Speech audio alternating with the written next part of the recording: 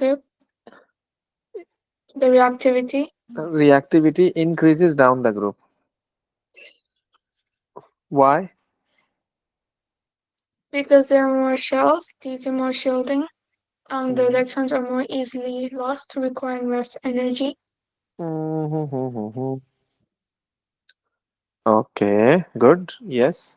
Basically, they are metals. They are metals, or all metals have a tendency to lose electron. So, agar if they are going to lose electron easily, so I would say that the metal is more reactive. And agar ye, if the metal is not going to lose its electron easily, so I would say that the metal is less reactive. तो इसलिए जो है वो तो down the group reactivity के लिए increase हो रही है क्योंकि दोनों ग्रुप्स की मैं बात कर रहा हूँ 1 and 2 की. So tendency to lose electron increases.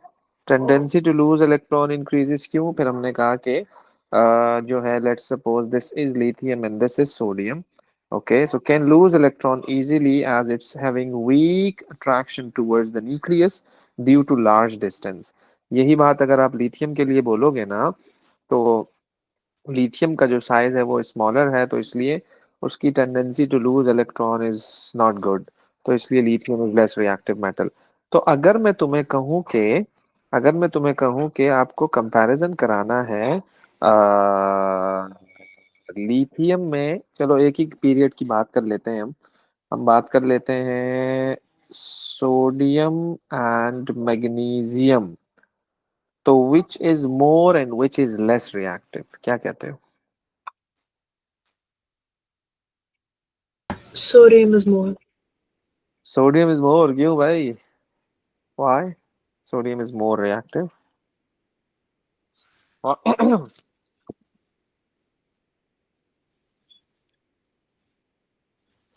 क्या कहती हो ईमान? ईमान, Sir, not sure.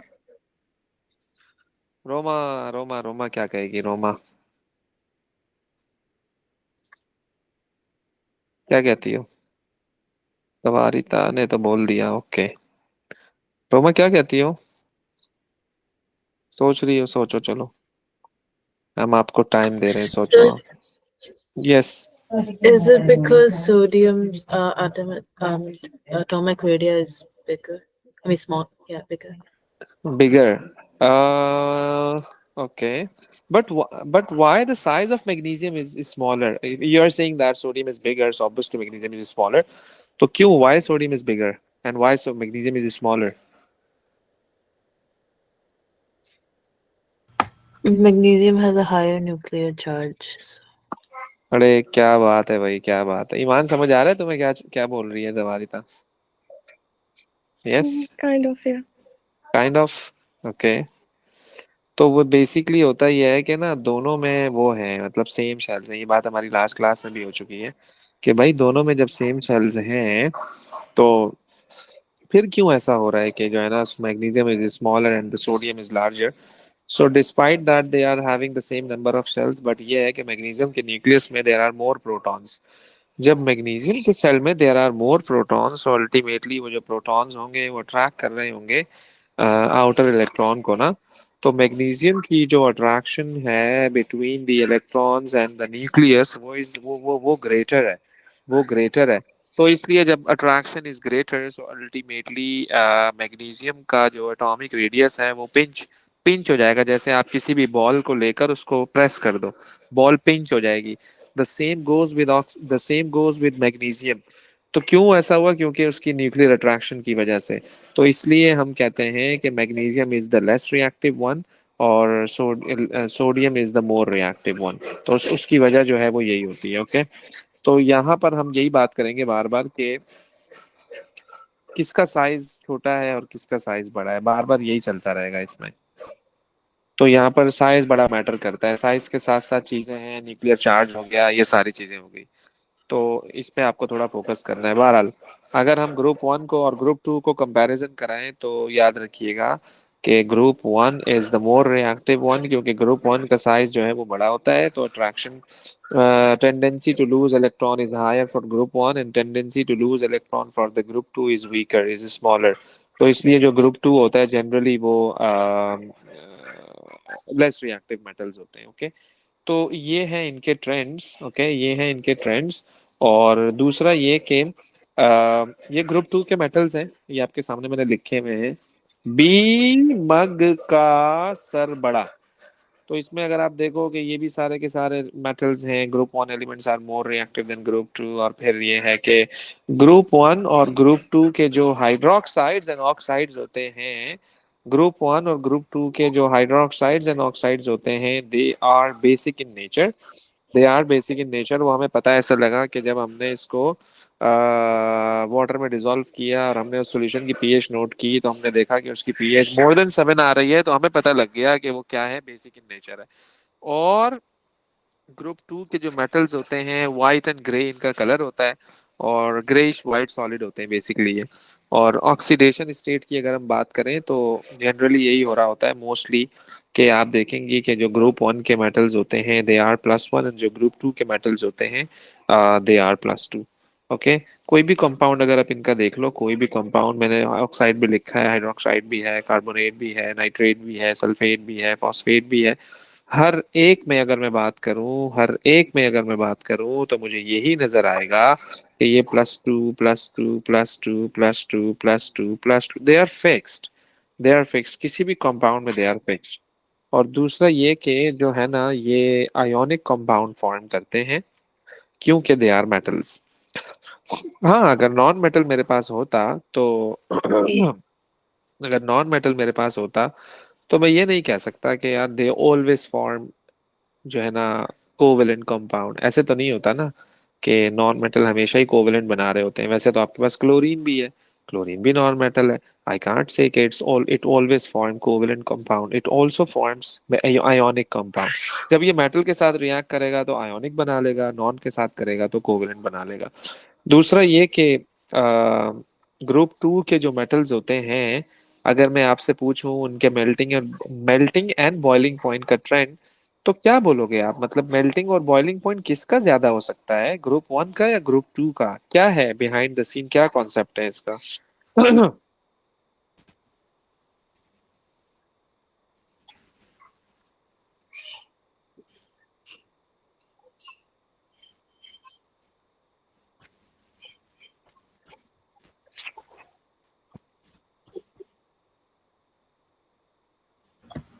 Group 2 has a higher melting and boiling point.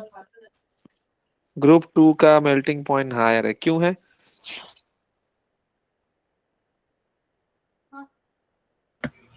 It's less reactive. It's less reactive. Reactivity को तुमने मेल्टिंग पॉइंट से कैसे कंपेयर करा दिया? Strong reactivity electric charge. Something else और melting point is something else. Strong क्या कह रही हो Roma? Strong metallic bonds because it uses more electrons. हाँ जी, ऐसा ही है, ऐसा ही है। स्ट्रॉन्ग स्ट्रॉन्ग मेटालिक बॉन्ड बनाते हैं, उसकी वजह ये है कि they generally have a positive two charge. और दूसरा ये कि जो इनके कैटायन का साइज होता है, it's also smaller, so they would be So forming a stronger attraction with the delocalized electrons. तो due to this we can say that कि जो है ना, ग्रुप टू के जो मेटल्स होते हैं they are having high melting and boiling point. Yes, Tawarita, you're asking something. can you say group 2 has it has a higher melting and boiling point because it has a higher oxidation state? Uh, no, no. You have to mention the metallic bonding.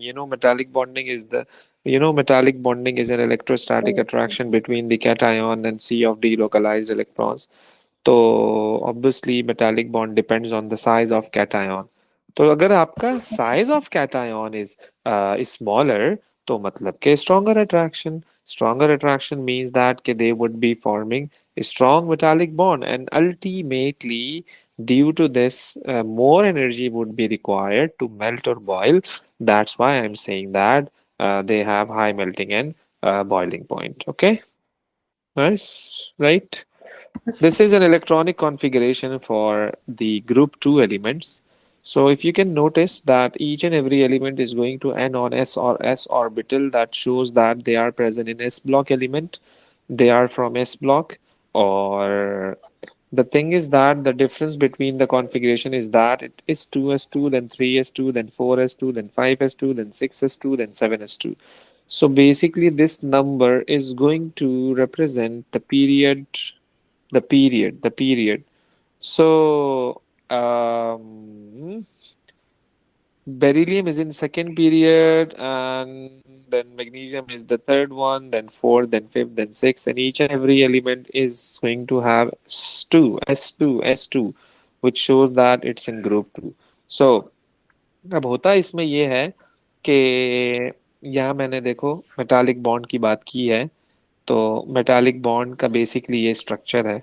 Okay, तो इस structure को देखकर फिर हम idea लगा लेते हैं कि लेट सपोज मैंने यहाँ पर जो ये मेटालिक बॉन्डिंग बनाई है ना, ये कैल्शियम की मेटालिक बॉन्डिंग है। और दूसरा ये कि कैल्शियम का अगर आप कंपैरिजन कराओ बेरिलियम से, this is beryllium, beryllium is proton number 4 and calcium is proton number 20. As you go down the group, the number of shell increases, और उसकी वजह से ऑब्वियसली एटॉमिक साइज आपका इंक्रीज हो रहा है।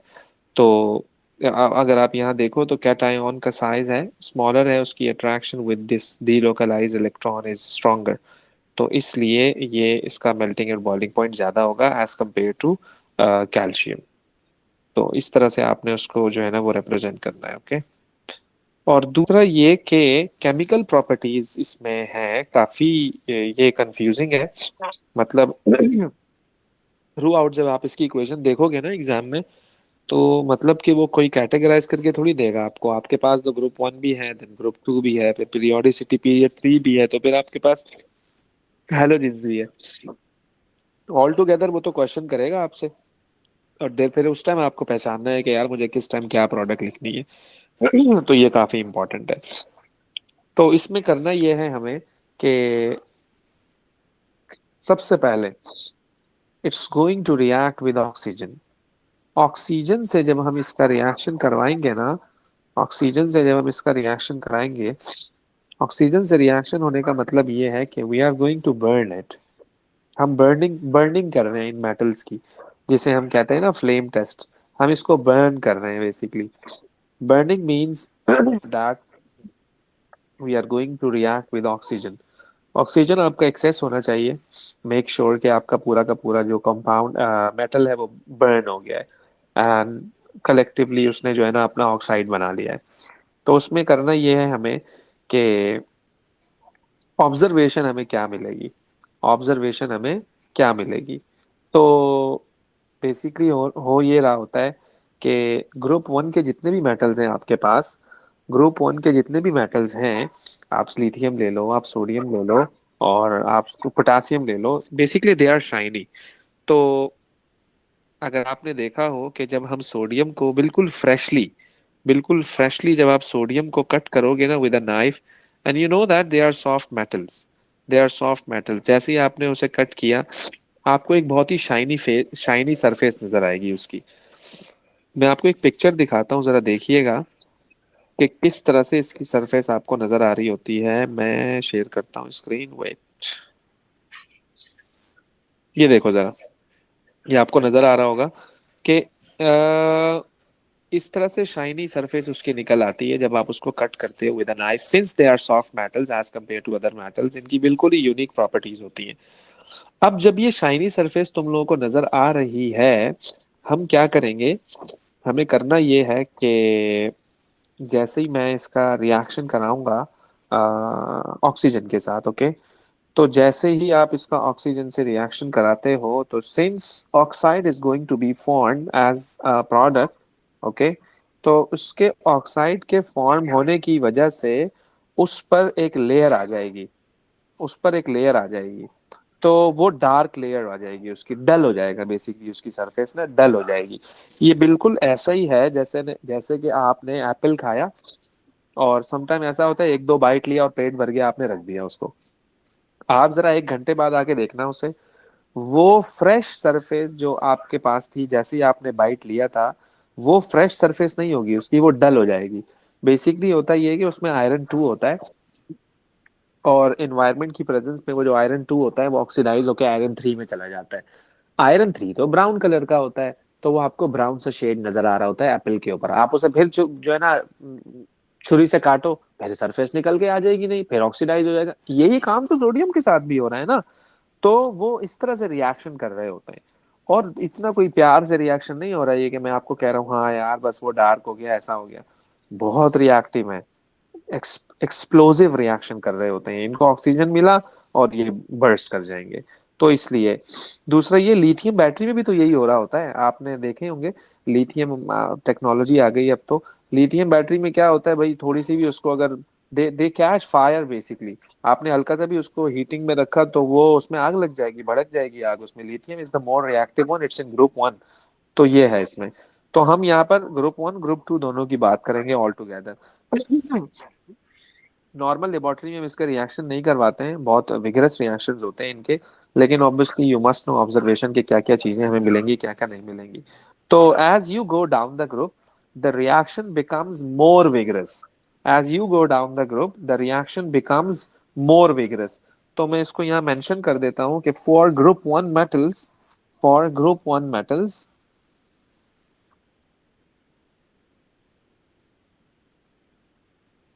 for group 1 metals,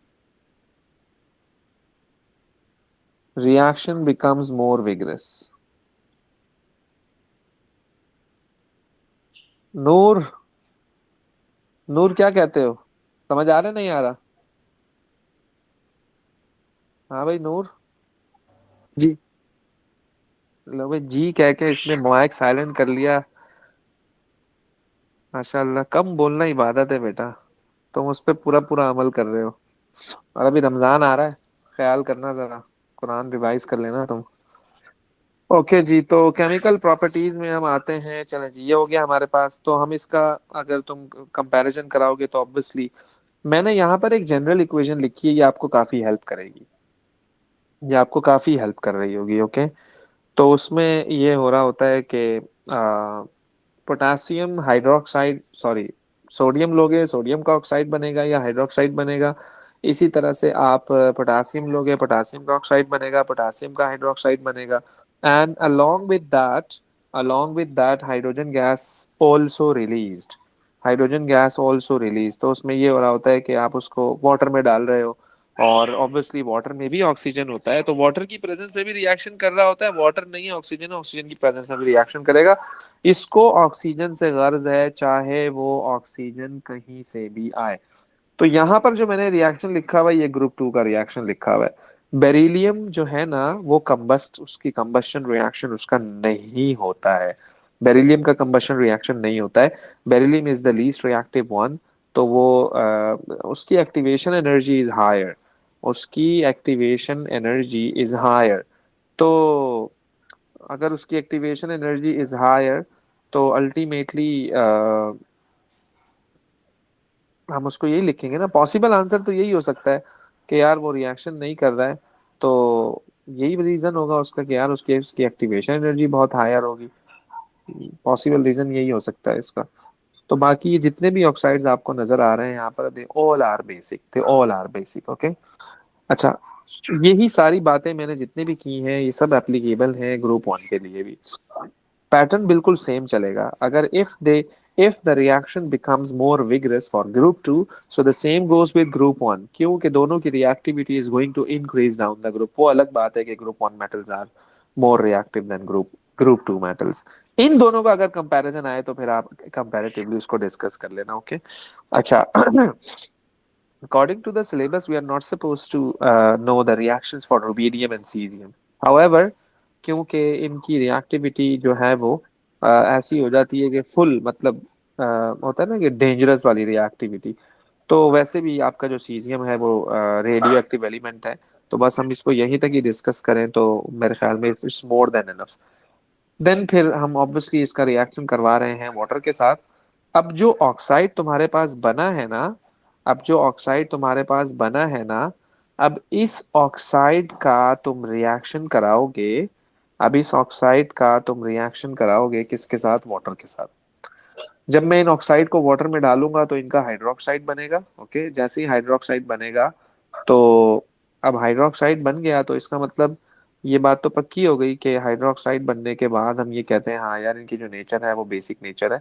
और दूसरा ये कि ना इनकी सॉल्यूशन की जो पीएच है वो इंक्रीज होती रहेगी as you go down the group, as you go down the group. ऐसे ही NaOH बनेगा, ऐसे ही KOH बनेगा, ऐसे ही रुबीडियम हाइड्रोक्साइड बनेगा। तो ये है इसमें। तो as you go down the group pH of the solution increases. उसका रीजन ये है कि सॉल्यूशन की पीएच इसलिए इंक्रीज हो रही है क्योंकि ये जो है ना डिसोसिएट ज्यादा हो रहा है, ब्रेक डाउन हो रहा है ज्यादा। ब्रेक डाउन क्यों हो रहा है ज्यादा? क्योंकि ये जो साइज ऑफ मेटल है, ये जो साइज ऑफ मेटल है ये ज्यादा हो रहा है, डाउन द ग्रुप बढ़ता जा रहा है। उसकी अट्रैक्शन जो है OH माइनस से वो कम होती जा रही है। It dissociates more easily. Basic basic चीज के लिए बेसिक चीज के लिए जो है वो OH माइनस आयोन्स का वाटर में होना जरूरी है। तो चूंकि जो नीचे वाले मेटल्स हैं उनका जो हाइड्रोक्साइड है वो इजीली ब्रेक डाउन हो रहा है, जैसे कि जस्ट लाइक बेरियम हाइड्रोक्साइड। तो जब इसका हाइड्रोक्साइड इजीली ब्रेक डाउन हो रहा है तो हम कहेंगे कि जब आप इसका सॉल्यूशन देखोगे तो पीएच मीटर आपको जब हायर पीएच बताएगा, लाइक ये आपको बता रहा होगा 11 या 12 या 13।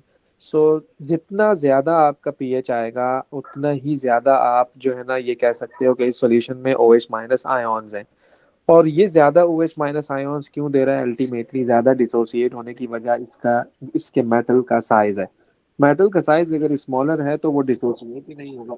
और याद रखिएगा जब तक वो OH माइनस आयोन्स ही नहीं दे रहा है तो मैं क्यों कहूँ उसके कि वो बेसिक है भाई?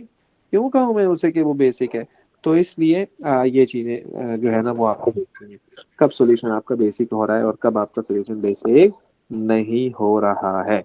यही बात ग्रुप 1 मेटल के साथ भी है। ग्रुप 1 मेटल को जब आप वाटर में डालते हो और जब आप उसका रिएक्शन करते हो वो खुद ही रिएक्शन कर लेता है। ओके। उसके बाद जो रिएक्शन आपका हो गया, जिस पानी में आपने रिएक्शन कराया है, तो आप उसके अंदर लिटमस पेपर डाल के चेक कर लो। लिटमस पेपर डाल के चेक कर लो। आप देखिएगा कि आपका जो रेड लिटमस पेपर होगा ना वो उस सॉल्यूशन में जाके पता है क्या हो जाएगा? वो उस सॉल्यूशन में जाकर ब्लू हो जाएगा। तो ये इस बात का प्रूफ है कि after the reaction solution becomes basic. After the reaction solution becomes basic. मैं आपको एक वीडियो दिखा रहा हूँ, जरा ये देखिएगा कि किस तरह से जो है वो हम रिएक्शन करवाते हैं एंड आफ्टर द रिएक्शन। और सेम गोज विद ग्रुप 2, दोनों का क्राइटेरिया बिल्कुल सेम है। बार बार मैं आपसे इसलिए कह रहा हूँ ताकि हम डिफरेंशिएट कर सकें कि जब भी एग्जामिनर हमसे पूछेगा अकॉर्डिंगली फिर हम डिस्कस कर रहे होंगे। तो ये जरा देखिएगा कि रिएक्शन में हमने क्या करना। That's great fun, and you've maybe seen it before. Hopefully you've seen it. If you're new, if you're in year 8, you maybe haven't seen this before. So these are the three metals that are in group 1 that we're allowed in school. So we've got lithium, sodium and potassium. You can maybe see from the hazard symbols on the container that actually they're quite dangerous chemicals. They're very reactive. Look at how they're stored. They're stored different than other metals. So they're inside a plastic container and then inside a jar. Now, I'm not sure if you can see in the video, but inside the jar there's a liquid, and with lithium the metal's floating on top of the liquid. The liquid in here is oil, and it's to stop lithium reacting with any moisture or any oxygen in the air. So whenever we want to take a sample of the metal, we need to fish it out of the oil, which is not very easy. Okay, there's a wee tiny bit, and we're going to use a paper towel, and we're going to make sure all the oil is wiped off, and then put the lid back on. So we've got a little tiny bit of metal. It's not what you would expect for a normal metal. So if you ask me to describe a normal metal, we might not describe what lithium looks like, or sodium or potassium. So you'll see it's actually quite dull. It's very easy to cut, but watch when I cut it to see when I cut it, it's actually quite shiny inside, but then it quickly goes dull. So easy to cut, and then it's shiny, and then it goes dull once it reacts with the oxygen in the air. Okay, most metals don't do that. Most metals you can't cut with a knife, whereas group 1 metals you can. So I'm just going to cut this up into another piece and then show you these pieces reacting with the water. So put the lid on that one. Now lithium is at the top of group 1. It's in group 1 period 2. Remember if you've done that. So once it goes into the water, it floats in the water. and it immediately starts to fizz. So our observation for this reaction is that the lithium floats, it fizzes, you maybe hear the fizzing and the bubbles. It moves around on the surface of the water and it just disappears. The metal's getting smaller. I'll breathe some in. The gas that it's producing is hydrogen. So if you think back to your work where we were testing our gases, the test for hydrogen gas is it burns with squeaky pop. So I'm just going to try and prove that this is hydrogen. तो भाई इस तरह से जो है ना ये reaction कर रहे होते हैं और हम इनको देख रहे होते हैं, और फाइनली रिएक्शन करने के बाद जब हम इसको जो है ना इसमें अपना लिटमस पेपर डाल के चेक करेंगे तो आप देखेंगे कि जो रेड लिटमस होगा वो आपका ब्लू हो जाएगा, जो कि इस बात की आइडेंटिफिकेशन है कि बेस इज फॉर्म। बेसिकली अब इसने लिथियम लिया है ना, तो लिथियम का हाइड्रोक्साइड बन गया होगा, तो जब लिथियम का हाइड्रोक्साइड बन गया होगा अल्टीमेटली ये तो बेस होता है, और इसलिए हम कहते हैं कि बेसिक सॉल्यूशन आपका फॉर्म हो गया। तो मैं यही आपको कहना चाह रहा हूँ कि जैसे जैसे आप नीचे जा रहे हो एक तो सोल्यूशन बिकम्स मोर विगरस और reaction becomes more vigorous and ultimately जो हाइड्रोजन गैस रिलीज हो रही होगी उसके रिलीज होने का रेट भी इंक्रीज हो जाएगा और पीएच भी उस सॉल्यूशन की क्या होती जाएगी, बढ़ती जाएगी। तो इस तरह से हम इन चीज़ों को नोट डाउन कर रहे होते हैं। तो आप सोचो कि अगर आपने कोल्ड वाटर लिया है तो तब भी ये हाल है इसका, मतलब आप जस्ट इमेजिन कि कोल्ड वाटर के साथ ऐसा खतरनाक रिएक्शन हो रहा है, तो भाई अगर मैं हॉट वाटर ले लूँ तो क्या होगा। तो अल्टीमेटली चीज़ें जो हैं reaction becomes more and more vigorous. तो ये नॉर्मल एक हम लैब में इसको परफॉर्म जनरली नहीं करते हैं, कि बहुत इसके लिए हमें एक्स्ट्रा सेफ्टी प्रिकॉशंस रिक्वायर्ड होती हैं। ऑब्जर्वेशन में आप लिखोगे कि मेटल डिसअपेयर, अल्टीमेटली थोड़ी देर में और वीडियो अगर चलाता है तो आप देखती कि आपका जो मेटल है it's going to disappear timely. और दूसरा ये कि you will see that solution becomes cloudy for magnesium and calcium. उसका रीजन मैं आपको बताता हूँ कि जो आपके ऊपर वाले मेटल्स है ना, लाइक मैं ग्रुप 2 की बात कर रहा हूँ, ये वाटर में ना इनकी सॉल्युबिलिटी अच्छी नहीं है, मतलब they are quite insoluble in water. तो जो भी वाटर में इनसॉल्युबल होगा ना, तो इनसॉल्युबल होने की वजह से आपको क्लियर सॉल्यूशन थोड़ी मिलेगा, आपको तो क्लाउडी सॉल्यूशन मिलेगा। लाइक ऐसे जैसे मिल्की वाइट सॉल्यूशन होता है। अगर आपको याद हो, आप आईजीसीएसई में टेस्ट लिखते थे, एक टेस्ट फॉर कार्बन डाइऑक्साइड, तो हम उसमें लिखते थे सॉल्यूशन बिकम्स क्लाउडी। तो भाई क्लाउडी का मतलब यही होता था ना यार कि आपका इनसॉल्युबल पार्टिकल फॉर्म हो रहा है ना, क्या कहते हो। तो इसलिए ये जो आपको नजर आ रही है इक्वेशंस, इसमें जो जैसे जैसे आप नीचे जा रहे हो ना, तो वैसे वैसे आपको क्लियर सॉल्यूशन मिलता जा रहा है, क्योंकि क्लियर सॉल्यूशन मिलने की वजह यह है कि इनकी सॉल्युबिलिटी वाटर में इंक्रीज होती जा रही है। जो वाटर में इनसॉल्युबल होगा वो आपको उसी टाइम नजर आ जाएगा। और दूसरा ये कि समटाइम आप ये भी देखोगे कि ball ball ball is form, and वो जो बॉल होगी वो जो है वो moving moving moving on the surface of water, बिल्कुल जो है ना आपका राउंड शेप का एक बॉल बन जाएगा। आपने देखा होगा अभी लिथियम जब रिएक्ट कर रहा था तो एक बॉल सी बन गई थी जो कि जो है ना एफरवेसेंस रिएक्शन शो कर रही थी। ये सारी चीजें वो हैं जो ऑब्जर्वेशन हैं that you would see if you are going to react metal with water.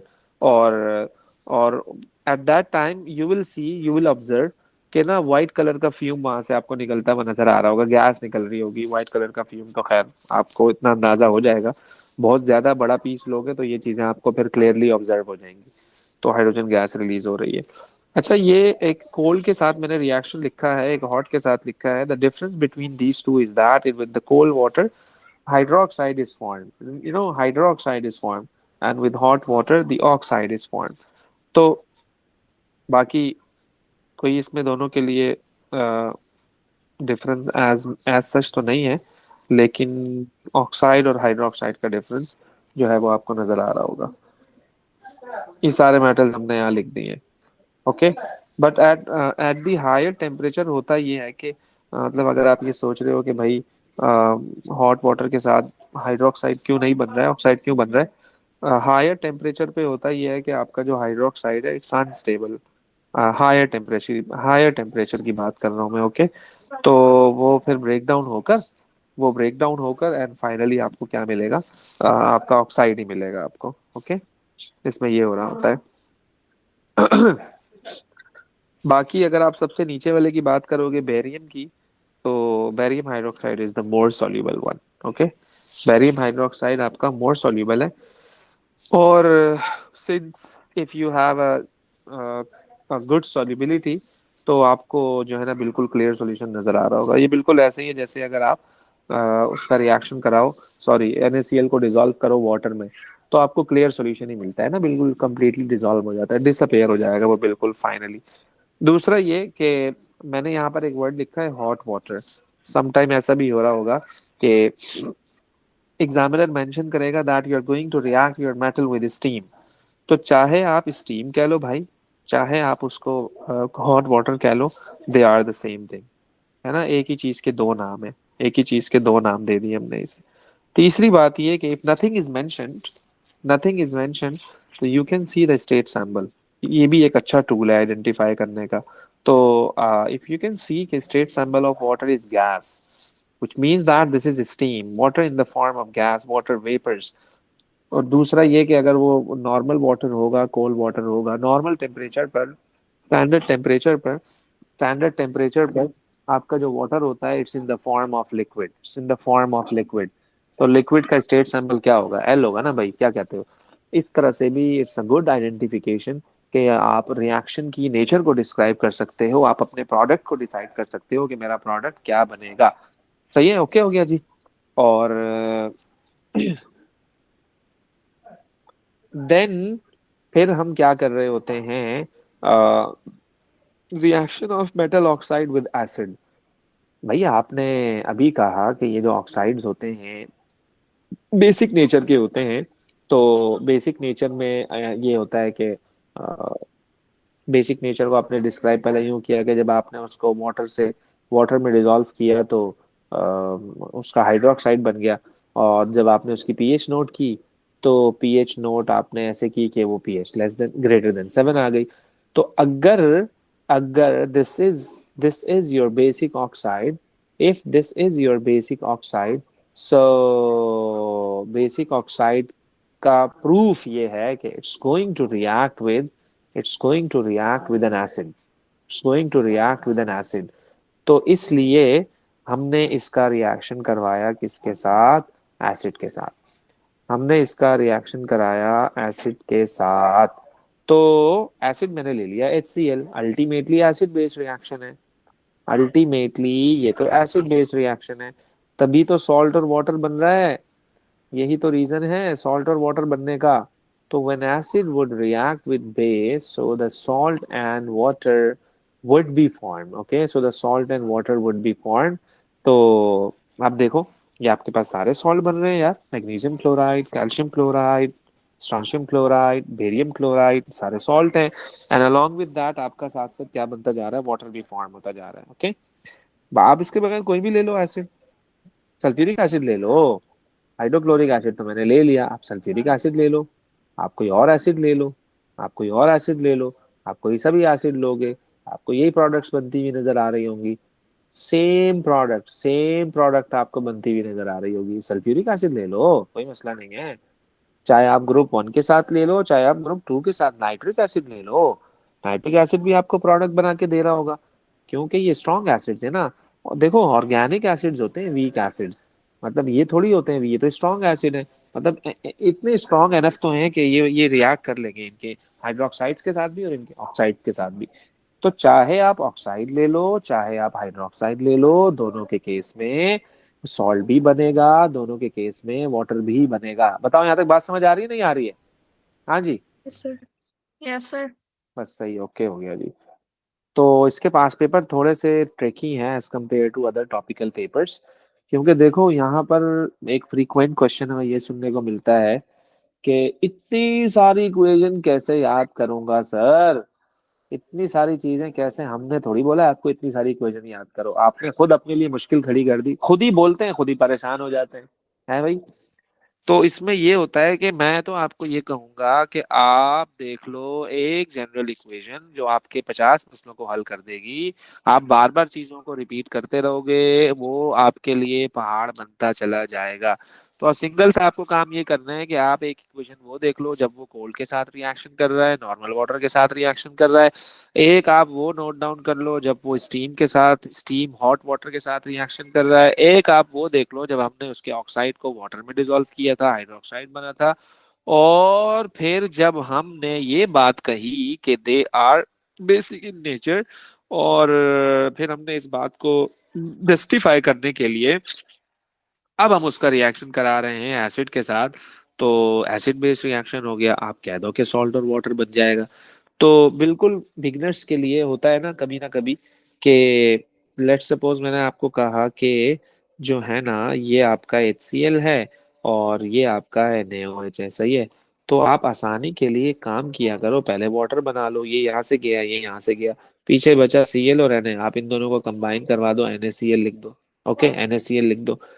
दो कब अब आप लोगों को चीजें पता है। तो इन द क्लास जनरली ऐसा हो रहा होता है कि हर तरह का बच्चा वहां पे बैठा हुआ होता है। तो समटाइम ऐसा भी होता है कि सर आपने NaCl क्यों लिखा, आपने ClNa क्यों नहीं लिखा। तो भाई स्टैंडर्ड मेथड है लिखने का ना। अब मैं अब जो है ना